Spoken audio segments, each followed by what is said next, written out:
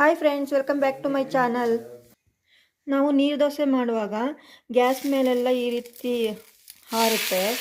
ಆ ಥರ ಎಲ್ಲ ಹಾರಬಾರ್ದು ಅಂದರೆ ಯಾವ ಟಿಪ್ಸ್ನ ಫಾಲೋ ಮಾಡಬೇಕು ಅಂತ ನೋಡೋಣ ಬನ್ನಿ.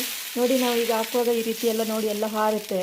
ನಾವು ಇದು ಅಕ್ಕಿದು ಹಿಟ್ಟೆಲ್ಲ ಈ ರೀತಿ ಎಲ್ಲ ಆಗಿ ಹಾಳಾಗಬಾರ್ದು, ಗ್ಯಾಸ್ ಎಲ್ಲ ಹಾಳಾಗಬಾರ್ದು ಅಂತೇಳಿದರೆ ಯಾವ ಟಿಪ್ಸ್ನ ಫಾಲೋ ಮಾಡೋಣ ಅಂತ ನೋಡೋಣ ಬನ್ನಿ.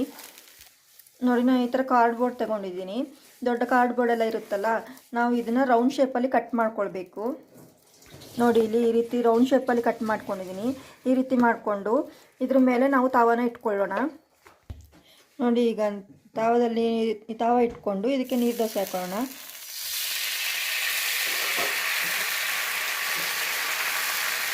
ನೋಡಿ, ಈಗ ಇದು ಹಾರಿದ್ರೆ ಎಲ್ಲ ಈ ಕಾರ್ಡ್ಬೋರ್ಡ್ ಶೀಟ್ ಮೇಲೆ ನಿಲ್ಲುತ್ತೆ.